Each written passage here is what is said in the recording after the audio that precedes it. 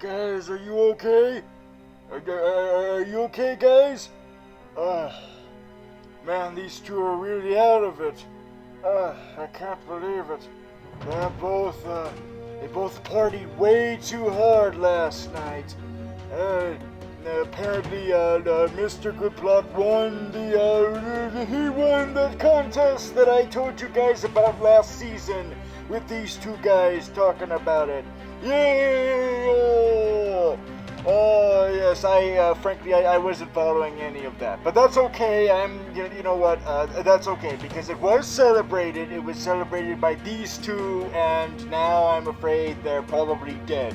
Okay, let's get a janitor in here. Let's clean up the place. If they're dead, they're dead. But if they're not, I guess take them to a hospital or something. Because I gotta start the show. This is a super Vlillain vlogs. I got a little gross towards the end, but yes. Now, don't get me wrong. I am very happy for Mr. Goodplot. After all, he's the one who lets us use his channel.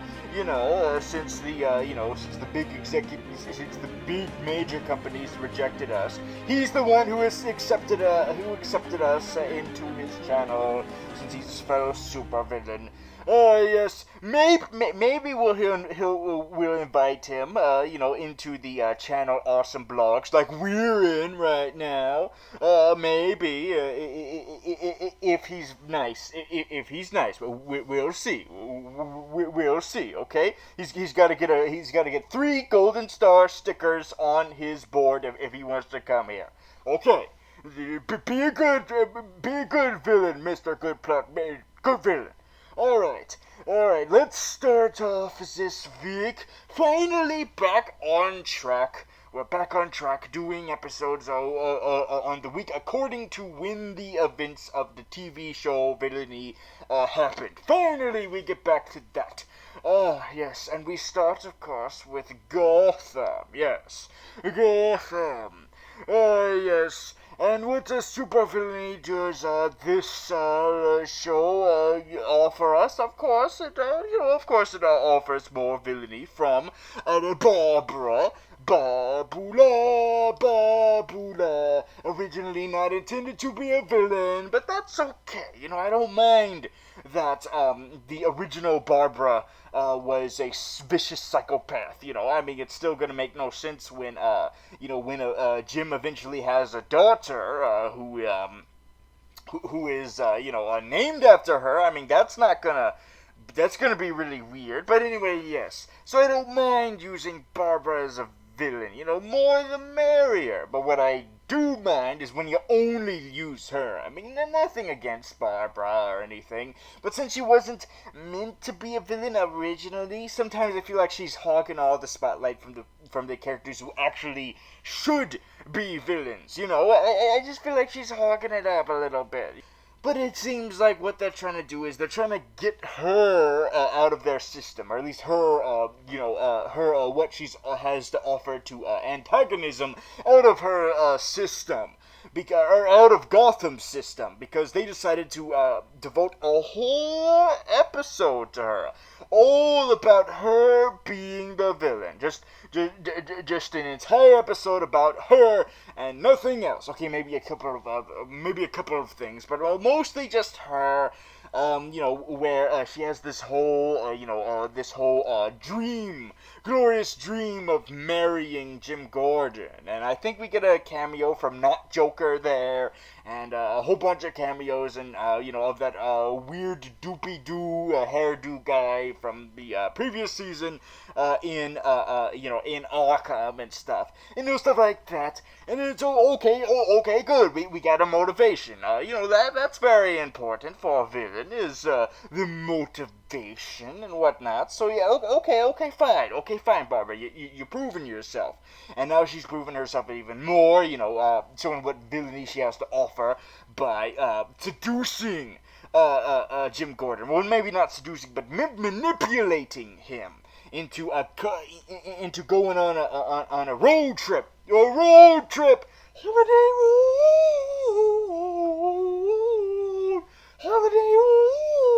okay, I'm done doing that. But yes, a road trip across the across Gotham, and Borik's there, and the voice of Ben Grimm is there, Michael Chiklis, and oh, poor Michael having no chicks. Oh, why? How come he doesn't have any baby chickens yet? But anyway, yes. So she manipulates Gordon into going on a road trip, and of course it turns out to be an ambush. Oh, big surprise! Oh, and we got a whole bunch of I assume Gallivant henchmen. I am willing to admit though that she is taking full advantage of it to to achieve her wants and dreams, such as marrying Gordon, using the priest to marry them. And she's got witnesses there, a bunch of poor homeless men, although all homeless men are poor. I mean, a bunch of hobos, not literally poor, figuratively poor, like they're all, they have to watch this.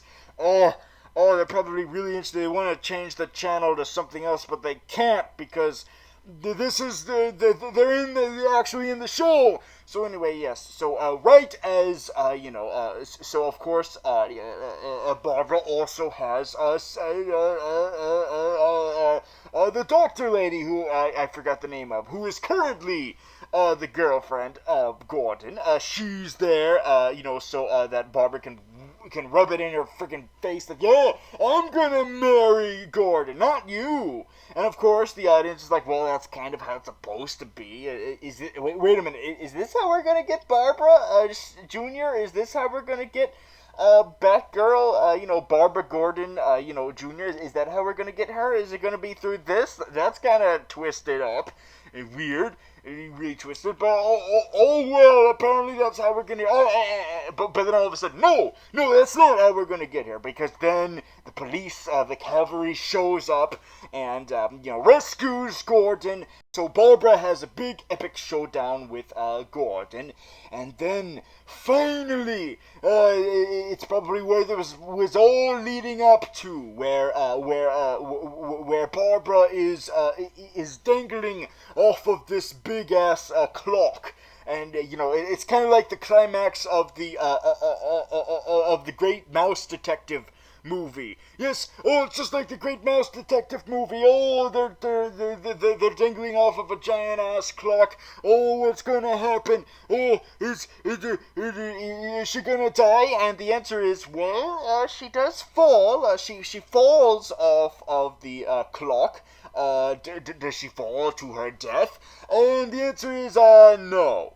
Instead, what happens is she's horribly, badly injured. All her bones are broken or something, and so she's incapacitated. So I think what's happening is they're not getting rid of her, not by a long shot. They're not getting rid of Barbara. They're saving her, I guess. They're gonna take a break from Barbara. They're gonna put her on the bench for the season. Maybe she's out for the season. I don't know. Maybe she's just out for the season half. The first season half. And maybe and now she's done. Now she can hit the showers. Ooh, showers. But no, hit the bench. And maybe she's there for the rest of the season. I don't know. Maybe I would prefer it, because now is the chance for us to explore more villains that are actually meant to be villains, for a change. So I don't mind that she's out of action now.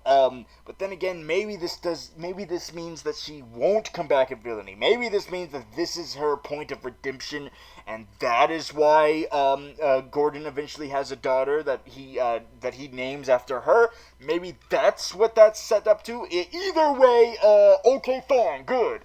Because, I'm fine with the villains we got, thank you. I mean, I was, sort of open to the idea originally last season of Barbara being on our side. But now I realize, I don't want the side of villainy just to be a dumping ground for characters you don't know what to do with, though.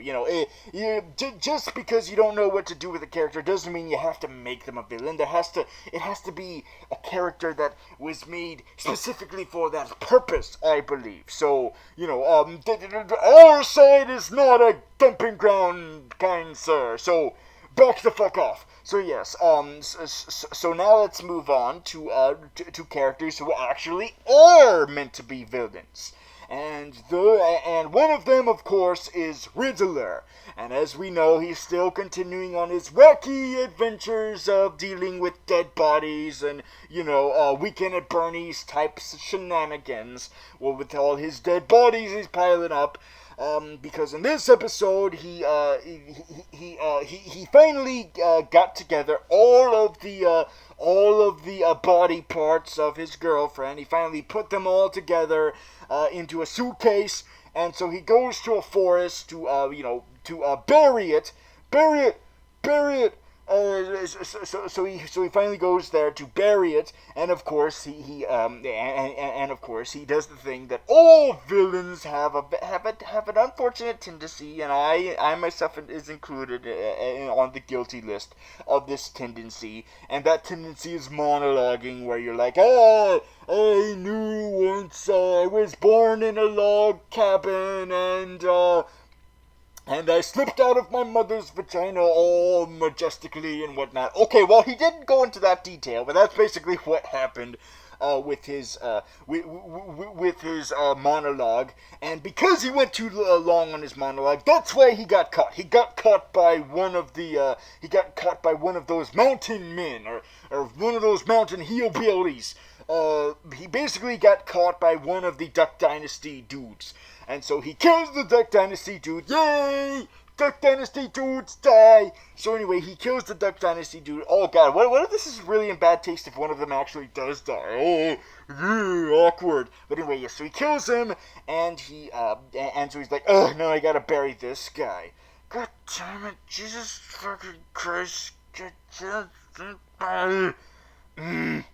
So he goes back to his car to get to get some more supplies, so he can cut that body up, so that there's more to put in the hole. But then he realizes that the picnic he set for himself, because apparently he can't bury a body without having a picnic. Jesus Christ!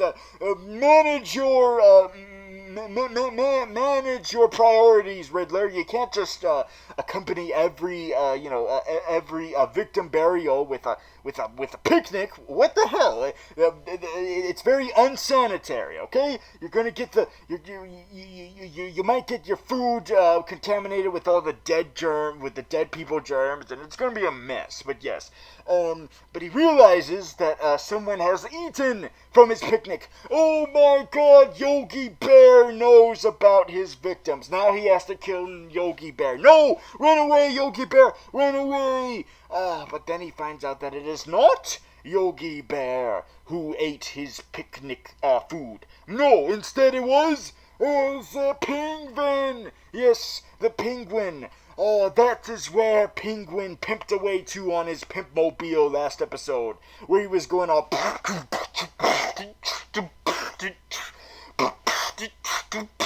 Okay, he didn't go like that, but I'd like to theorize he did. But anyway, yes. So it turns out this is where Penguin scampered off to, in the middle of the woods. And you know what that means. They're finally going to have a super villain joining of the forces. Yes, it finally happens.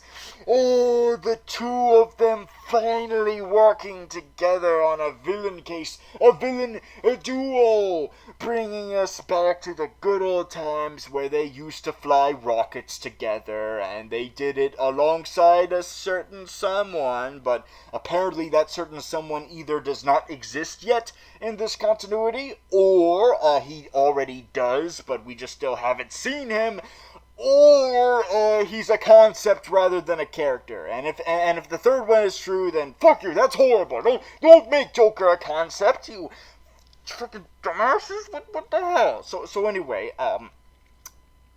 but yes. That is where we left off on for the villainy regarding Gotham. Now let's move on over to Supergirl. Yes, Supergirl. Yes. Yeah, I was getting a little bit scared that they were following a bit of a formula with the last episode. What with them always doing aliens that came out of the intergalactic prison. But thankfully, it seems like that is not the case. That doesn't seem to be the case. They are trying to do different things each episode, and what they do in this episode that's different is they have a non-alien. Now, I could talk about this non-alien, but he happens to be the villain that has his own personal vlog this week. Yay! So, I'll save him for that, and instead I will move on to the other villain that we've got going on in this episode. Now, this is one that I forgot to mention last episode, because he only had really a cameo in the last episode. Here is where he is finally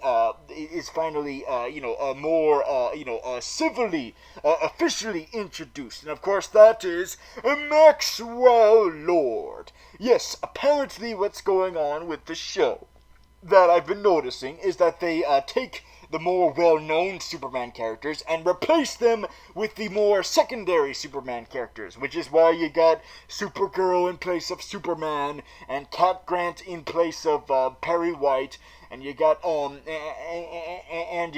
Jimmy Olsen in place of Lois Lane, and etc. and etc. Probably we're going to get Zod in place of Non in place of Zod. Non is going to be in place of Zod instead, because there's no one other than him. Oh, look what I did. Oh, ignore it, please. But anyway, yes. So Maxwell Lord is here to replace Lex Luthor. Oh, Lex Luthor, if only. But then again, we got enough of a TV fix of Lex Luthor, back during the old Smallville days. Apparently he was the best thing about that show, because everything else was fucking shitty. So yes, so it is time for Lex to hand over the torch to Maxwell Lord when it comes to the TV shows, because Lex is too busy being in the movies, being played by the asshole who created Facebook. Anyway, so probably a better fit than we're realizing. But anyway, yes. So Maxwell Lord is on this show in the place of Lex Luthor, and he does a bang-up job taking his place. Yes, being conniving and manipulative, and trying to act like the great, nice guy, a people's person type CEO. Since that's why he takes the place of Lex Luthor. He is also a media mogul CEO, but he's more sociable about it, and he likes to be on the camera a lot and be all like, yeah, I'm a people's boss. I'm a cool, modern, hip boss. Yeah. And of course, he shows his assholeness a little bit throughout the episode, being like, oh, these guys are dummies. I'm the best there is. Me, I'm a fucking genius. So much so that he even refuses to give Supergirl the credit when he saves his fucking life. Yes, he gets saved by Supergirl. But does he thank Supergirl? Hell no. Because then Superman comes all in and is like, hey, I'm Superman and I'm here now a little bit. Oh, well, not enough for us to actually see him, more like a blurry McBlurryton type of Superman. And so Maxwell Lord is like, hey, I'm gonna take advantage of this opportunity and credit Superman instead of Supergirl. Take that, Supergirl! Oh, now if you excuse me, I'm gonna hit on Cat Grant. I'm gonna hit on your boss, although I don't know that that's your boss because I don't know that you're Kara. Anyway, yes, Yes, so of course the way that Maxwell Lord gets defeated in this episode is he gets stood up by Cat Grant. You go, Cat Grant, you go, girl.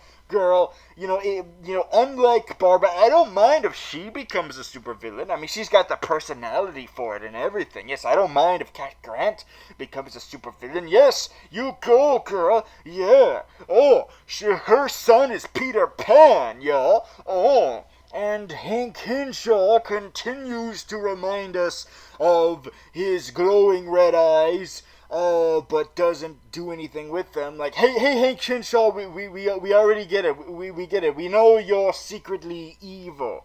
Now show us how you're evil. Don't just be like, glowy eyes. No, we already saw that.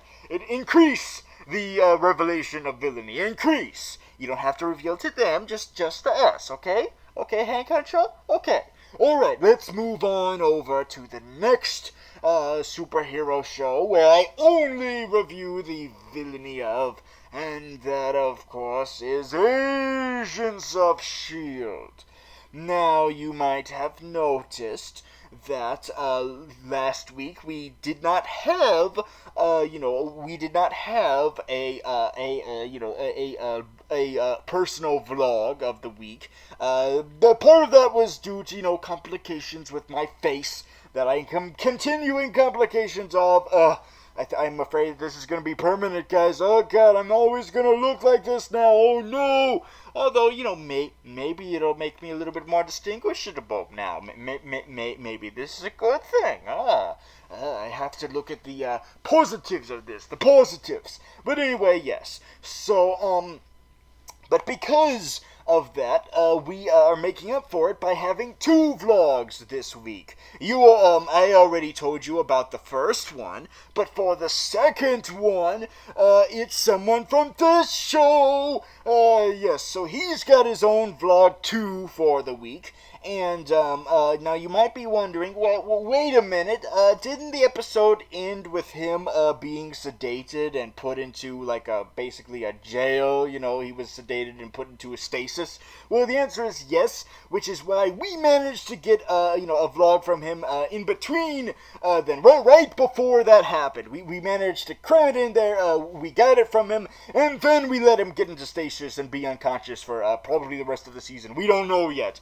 Probably he'll come out of it sooner or later. But yes. But while he goes Betty by, and you know what, he earned it. He earned a good old night's sleep, Betty by sleep. But while he's doing that, I want to focus on who sedated him, who put him in that stasis.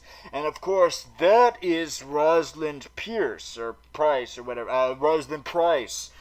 She's the one. Now, the last few episodes, I've been very concerned about her. Very concerned that she's not really a supervillain. She's just doing this because of her tragic past. Because, she's just doing this because she sees it as a disease, just like cancer that took her husband. Getting really real right there. Getting really real. But yes, so because of that, I doubted her true supervillainy. I doubted, wait a minute, this probably is just another competing agency. But then I realized something in this episode. Now at first, before I made this revelation, my doubt continued for her. I noticed, wait a minute. She's showing her, her disagreements for Sky, that it doesn't matter that Sky is using her powers for good. And I was like, oh, that might be what puts her towards the side of villainy. But then she got rescued for Sky, and by that I thought, oh, now she's gonna realize the error of her ways, and that's just gonna make her gravitate more towards being a hero. But no, something at the very end of the episode, something at the very ending of this episode has restored my confidence in her as a supervillain. And what is that, you ask, that restored my confidence? She is in cahoots with Powers Booth. Yes, the evil apparent Hydra Lord that we saw in Avengers, that was revealed to actually be a part of Hydra. Apparently, we still don't know yet completely if he's really intended to be the same character. But I think it's a safe bet. Yep. So yes, not only is he in cahoots with Ward, having some nice sparkly wine with Ward, because Ward keeps trying to restart Hydra his own way. And not only that, but he's also in cahoots with Rosalind Price. Faith in her supervillainy restored. It has been restored. Oh, I'm so happy now. Yes, you go, Rosalind Price. Thank you. Thank you for being in cahoots with Powers Booth. Yes, thank you. Oh, yes. The future is looking up. And it's also looking up on other places, too. Because Fitz is getting very skeptical about that astronaut from the planet episode. He's very skeptical. You see, I thought the supervillainy coming from that was just ego. Yes, ego. But wait a minute, maybe there's more potential supervillainy than just him. Although, you know, it's still up for debate whether or not that is ego. I mean, we still don't have a confirmation yet on that either yet. But no, Fitz is sensing other potential supervillainy from Will the astronaut. Yes. Oh, because he apparently has noticed that his logos very well match the logos of a horrible culty McCult cult. Oh, so that means that the astronaut might be freaking evil. Yay! All the more supervillainy. Yes. Just let the supervillainy flow through. Just let it all come all at once. Yes, a villainy smorgasbord. Just let it all come from multiple angles, all on my face. Okay, I went way too much into detail in that, and I highly regret it. But that's okay. That's okay that I'm being open about how I feel about villainy. Oh, I want it all over my body. Okay, I might have gotten into too much information territory, but some might argue that I crossed that line a long time ago. Anyway, let's move on to the next show to talk about The Flash, where we continue the saga regarding Dr. Light. And in this episode, she's slightly a little bit more antagonistic because she runs away. I'm gonna run away. You and I.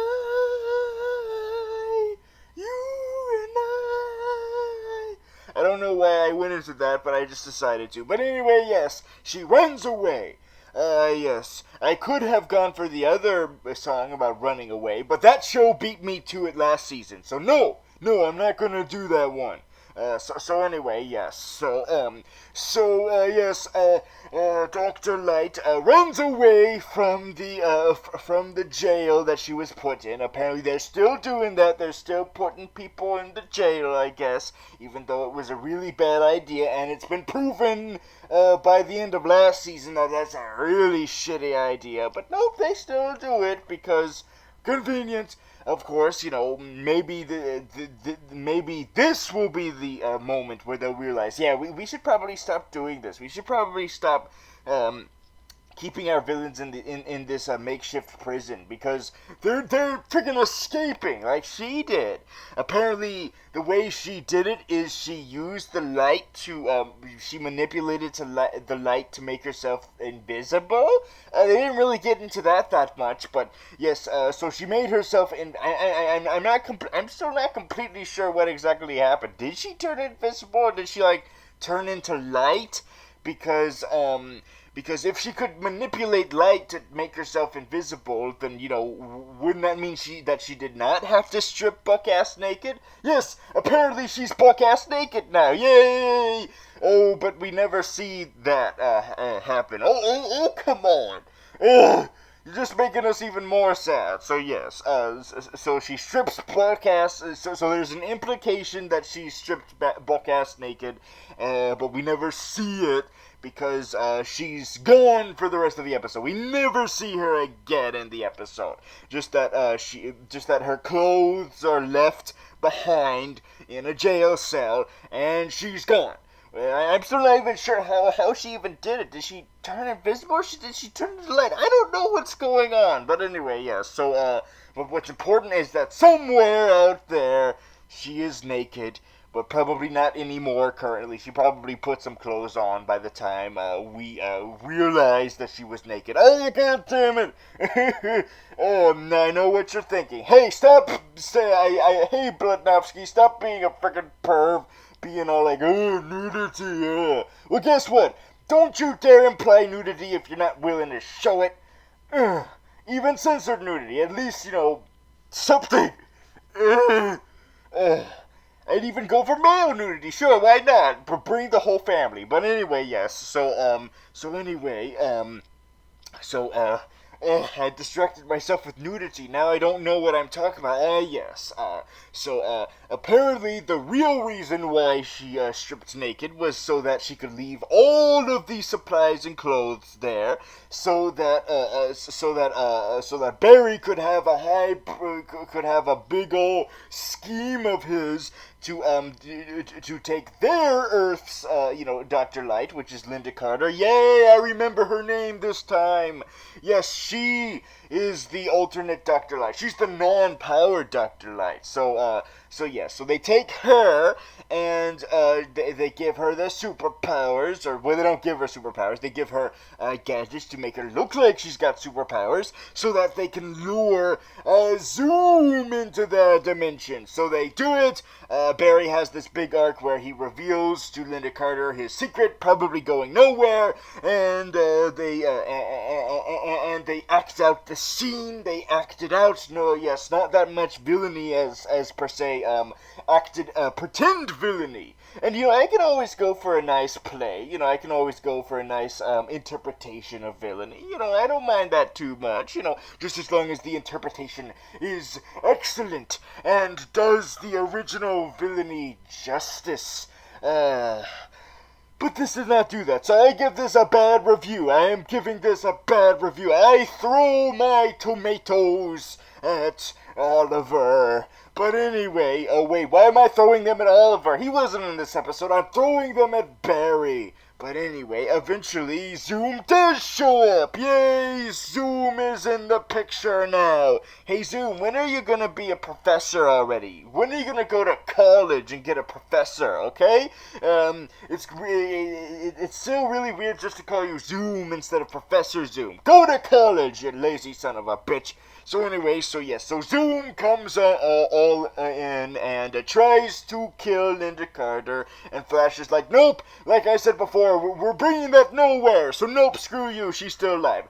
And so Zoom is like, God damn it, well, I guess I'm going to review myself. Behold, I am more human-like than you thought. Before, I had these weird diamond-like eyes for some reason, but now I don't. Why is that? I don't know. Maybe I'll explain it later in the season. Maybe I won't. Screw you. So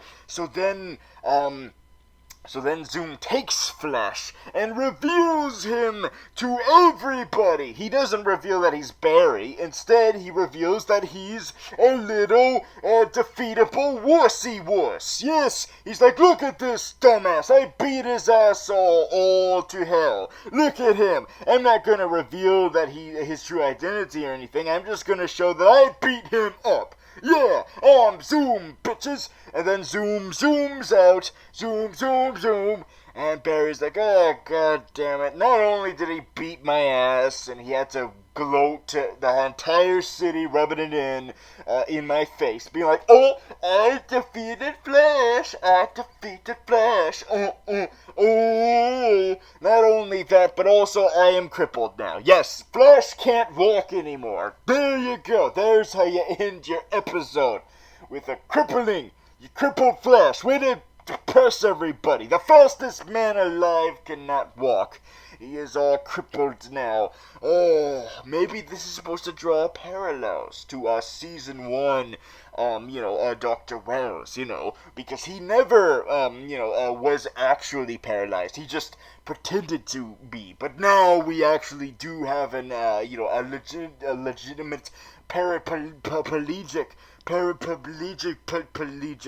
Yes. Now we'll see how Barry deals with that. But I don't give a shit about that. That's not super heroism. I mean, that is superheroism. I'm focusing on the villainy. If one of the villains was paralyzed, if one of the villains became all crippled, then I'd be sad. Then I'd be like, no, the tragedy. We need to donate money to the cause. But since it's a superhero, screw it. Yes, also, Jesse Quick is still held hostage by Zoom. That's still a thing. The only difference is that Vibe now knows, and he's gonna continue being called Vibe now because whatever. He is also not a supervillain. I only give a crap about the supervillains, Flash. So do some next time, okay? Zoom is not enough. I mean, sure, he was great and awesome and whatnot, but right now, he's just there to remind us who the big bad is, and that's him. So that's not enough. You can't just have non-villainy in the episode and then just have Zoom show up to be like, hey, I'm a villain. No, we need more villains than that. And that is what we're getting next time, so who complains? Not me. Let's move on now to Arrow now. Let's see what Arrow's doing on the villainy side. Well, it's just Damien Dark again. Well, at least with the previous episodes, Damien Dark had someone do shit for him, you know? He had other people do shit for him, and that's how we were getting the variety. He's basically like our Zoom, except in this episode, it's just Damien Dark. At least Zoom is more interesting, not this asshole who continues not to deserve this mantle of Big Bad. Another comparison to Zoom. Zoom actually deserves to be a Big Bad because that's how it was in the comic books, but not Damien asshole Dark. So anyway, Damien Dark is the main villain of the episode because he's holding Adam captive. Yes, Adam turned out to be alive. Oh, surprising absolutely no one because we knew he was going to be on Legends of Tomorrow, and we also knew he was supposed to eventually shrink. Just too bad it was not till after the Ant-Man movie. Way to go on that. You had the chance to do a shrinking villain first, before Ant-Man, but nope, you decided to procrastinate till right after the Ant-Man movie came out. Congratulations, DC, you procrastination. That's what I should call them. Procrastination, not DC Nation. Procrastination. That's too funny to be legal. Why did I say that? But anyway, yes. So that's what Damien Dark is doing in this episode. Is he's holding Adam captive in a little tiny box. Yes, Adam is teeny tiny. Honey, I shrank the little asshole. Oh wait, he's already little because I shrank him. Honey, I shrank the asshole. So anyway, yes. So the Arrow team has to go and save him. Luckily, the villain who we had last episode is beginning to rear its ugly head again. And by that, I mean Evil Sarah. Yes, she comes back, but then she's like, I'm gonna solve that by leaving the show so I can get ready for Legend of Tomorrow. Bye, guys, bye. But you got our hopes up, and that's okay, because, I guess we got Damien Dark to suffice for a little bit, fighting Arrow, showing that, hey, your number one weapon, arrows, is no use to me. I can just flick them away. Because apparently I have magic powers or something. I don't know anymore with Damien Dark. He's got like something. I'm not even sure if the writers even care. It's like, he's all powerful for some reason. Duh. Although, to be fair, I guess the whole point of this season is building up to why he's all powerful and shit. And apparently it's a combination of sci-fi and magic, because at the end of the episode he uses the science that he stole from Adam's tech when he had the chance to scan it to create blueprints for something. Oh boy, what is it he's making? And why the fuck is he magical and science-y at the same time? What the hell are you doing? Is he supposed to be the merging of those two together? I mean, that's kind of a cool concept, but once again, why are you wasting that concept with Damien Dark?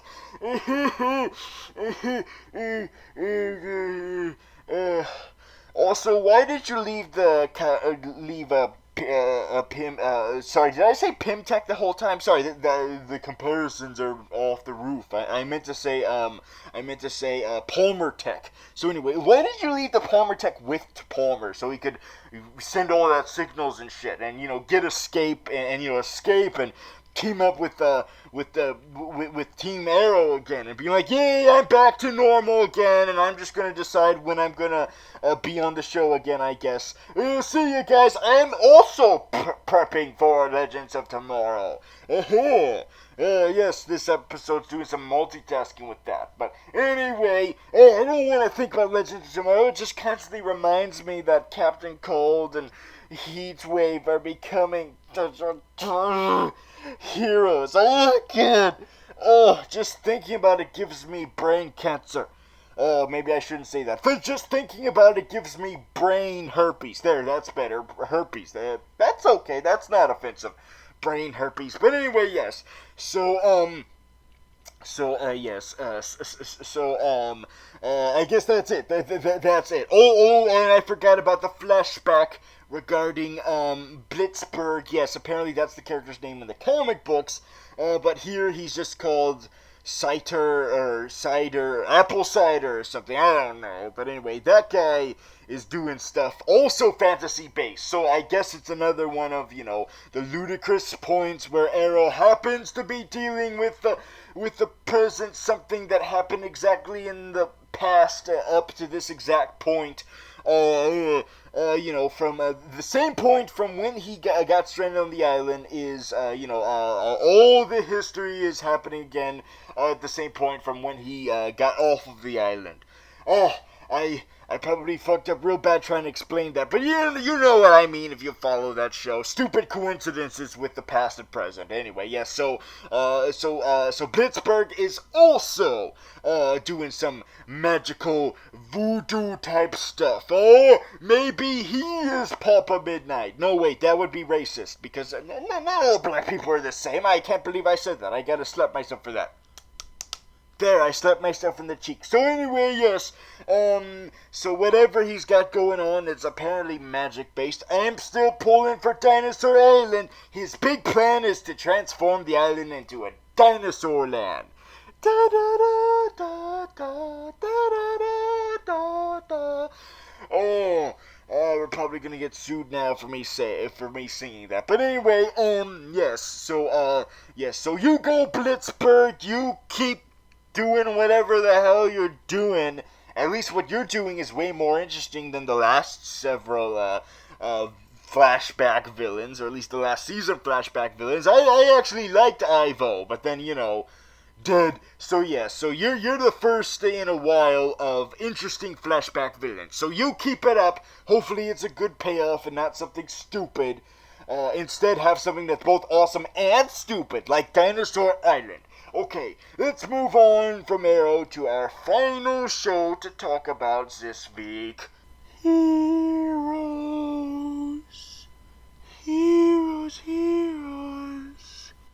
Reborn. It's a lot less majestic when I add the reborn, but it has to be done, okay? So anyway, yes, so this episode is the episode, that, deals with all the ramifications of last episode's time travel. Not that many, just, the truther guy, switching sides, and, Erica Craven now has a cane. But apparently, she doesn't need the cane all the time, so it's even more pointless, those time changes, because now not only is she healthy enough to walk around by herself, but also she is healthy enough to walk out into a garden and notice a deer and then shoot it in cold blood. Holy shit, woman! Oh my god! I mean, I know we're supervillains, but Jesus Christ, not even I would do that. If I saw a deer in my backyard, I'd be like, oh, look at the cute little deer. Oh, look at the cute little deer. Quick, get your camera. Let's film it. Let's film it, the majesticness of a little deer. Oh, it's so beautiful. It's so beautiful, the little deer. And now he's scampering away. And his little majesticness, little deer. But nope, with Erica Craven, it's like, oh shit, we're eating Venice tonight. Boom, boom. Take that, Bambi. I just killed your freaking mother. Yeah, now I'm gonna hastily pull it apart. And I'm gonna pull it apart and eat it. And I'm gonna eat it with the teleporting boy. Yes! A part of the villainy of this episode is that they got a hold of the teleporting boy. And now she's gonna eat dinner with him, and the Shadow Girl is going to put on a show with her spiritual tentacles. I'm still not completely sure what those are. Like shadow tentacles or something. I don't know. But anyway, yes, shadow tentacles. Oh, isn't this a beautiful show? Oh, now eat your freaking deer meat. So anyway, yes, but how did Erica Kravitz get a hold of the teleporting boy? Well, you see how she did it was the teleporting boy got involved in a bit of a scuffle, a very climactic scuffle that involved the Penny Man, the teleporting boy's girlfriend, who's also got someone else on the side. They still haven't addressed that. Like, isn't she kind of cheating on her boyfriend, or did they break up? I don't remember. But anyway, it also involves Zachary Levi and his evil ex. Yes, this is just one evil ex, and not 7 or however many was in the Scott Pilgrim versus the World. But anyway, yes. So I went way off track on this one. Okay, let me try to get on over back to the track. Ease on down the road. That's just making me go even more off track. But anyway, yes. So yes, this scene involves a lot of people. It involves, it involves Zachary Levi's evil wife and how she finally got a hold of one another evil, and he's like, oh, and she's like, sweet, now I can kill more people because I'm a villain. Remember when I stabbed Iceman in cold blood with scissors? Yes, I respect your villainy enough to learn your name, but give me a little bit more time, okay? I'm still drawing a blank on your name, okay? I'm sorry. I'm gonna try to remember it, but yes. And what supplants her villainy is the fact that she killed the Penny Man. Oh yes, right as the Penny Man was about to make her forget everything, was about to undo all her villainy to make her a goody two shoes again. Boom! She kills the Penny Man. Oh, Penny Man, I had high hopes for you. I thought for sure that you were a super villain, with the way you dressed and whatnot. You screamed super villainous. And then it turned out, nope, you're just a nice, friendly old man who likes to make people forget about stuff by making them touch pennies. Still have no idea how you do that, how you make people forget by touching pennies, but that's apparently how it is. Because apparently your power is based off of a metaphor. Yes, your ability is to be the literalization of a metaphor, penny for your thoughts. So anyway, or an expression or idiom, I don't know anymore. But anyway, yes. So yes, I had high hopes for you, Penny Man, and you disappointed me. So am I sad that you're dead? I am, because we had a wild ride, Penny Man. I thought you were evil, then it turns out you weren't, and now you're dead. Oh, Penny Man, such a complicated riddle we were put in with you. Goodbye, Penny Man. May you continue to give angels amnesia in heaven. Unless you went to hell. In that case, yeah, you're about to erase Satan's mind. So anyway, so Penny Man, rest in peace, I guess. And moving on to other villainy. So like I said before, Zachary Levi was in this epic scene. So he shows up to burn the ex-wife to death, and the time travel boys wait a minute, this is not the answer, not all this bullshit. I'm going to stop everything and then I'm gonna get abducted. Oh no! Oh no! Just right when he was about to get reunited with his sister. Oh, no reunion for him, because he's about to get a field trip to Kravitz. And apparently in next week's episode, he's going to the friggin' future. Thousands of friggin' years in the future. Because this show just loves throwing curveballs at us. Curveballs that absolutely came out of nowhere. That make absolutely no sense, and they're gonna do them anyway because they can. So yep, everyone's going into the future next week. Thousands and thousands of years into the future because they can. Whoop hoo. Yep, that's Heroes Reborn in a nutshell. Making all kinds of ludicrous twists and turns that they don't need to make because they can. And that's the episode, everybody. That's the episode of the super... Wait. I forgot about one last crucial villain reveal of the episode. I'm pretty sure that the douchebag who used to be a cop who, took that luchador guy into a facility is dead or something. I don't know. But what I am sure about is that it's been revealed who was behind all that operations that the luchador guy was trying to get into. Yes, I even forgot that was a plot point until this episode reminded me. Thank you, show, for reminding me of that guy. Of whoever the hell that is, that luchador guy, who I remember the least about. Yes, apparently he's still got to rescue his misty preacher friend and his nephew who can who has kitty pride powers. He's got to rescue them from this cult. Yes, it's a cult type villains. Cult. Oh, I've never been really a fan of cult type villains just because it's too hippy dippy for my tastes. But hey, also, the members of the cults aren't really villains. They're just, brainwashed, innocent people. So, really, it's all about the cult leaders that I'm crazy about. And so, who is the cult leader of this cult that's been all brainwashed and are not accepting the help of the luchador? The answer is... Matt Parkman. Yes, Matt Parkman. Oh, Matt Parkman. Oh, Matt Parkman. They all have Matt Parkman fever. Pac-Man fever, Matt Pac-Man fever. I sang that wrong.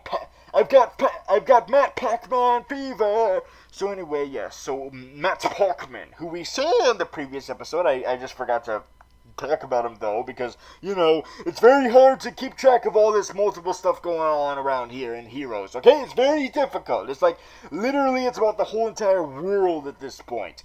But yes, Matt Pac-Man was shown to be in cahoots with Erica Kravitz. He got a job from them and whatnot. And Matt Pac-Man, of course, his power is to control people with his mind and also read minds and stuff. So he has made his return to the show, revealing to us that he has gone full supervillain. I mean, he's gone on the side of bad guys before, but that's been just because he's like, oh, I'm doing it because of desperate measures and whatnot. But no, this time he seems all malicious about it, and delicious too, I guess. Yes, malicious about it. It seems like he really has gotten on our side. Oh boy, finally! He's gonna disappoint us once again, isn't he? By revealing, be like, nope, I did it for my own reasons, and now I did them, now I can be a good guy again. No, you did that one too many times, Mac Parkman. You gotta stay there now. You gotta stay in the villainy. Stay on that side. Yes, so did he kill that douchebag cop guy, or did he just make the douchebag cop guy think he was killed? Who knows? So now I'm done with you. Sorry I had to backtrack, but anyway, yes. So let's rank the villains or let's just talk about who's the most badass and the least. Most this week, I believe, is... I'm gonna give it to...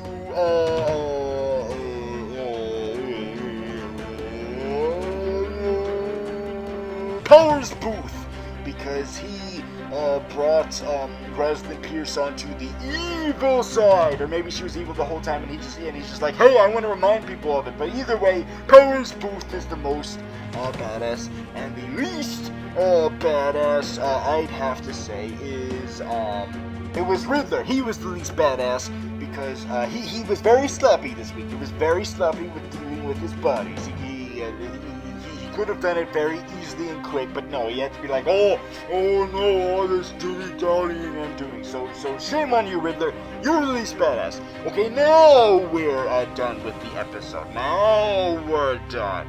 And we're going to continue being back on track. Now, if you excuse me, I'm going to have to continue cleaning up the place from that party. Oh, why is there rabbit fur everywhere? Jesus Christ, oh my God.